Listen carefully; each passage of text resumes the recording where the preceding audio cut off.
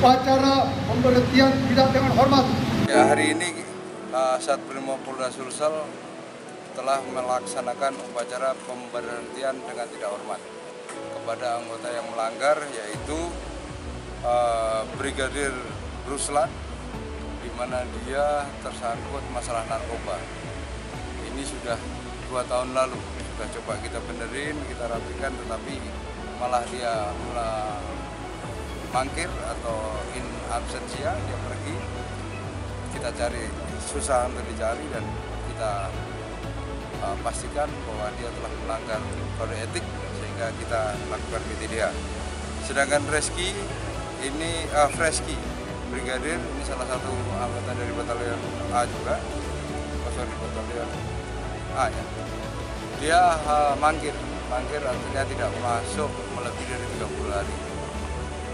Terbelit hutang, dia tidak bisa membayar, sehingga dia melarikan diri dan tidak kembali lagi. Sampai sekarang pun orang tuanya juga tidak menemukan keberadaan dia.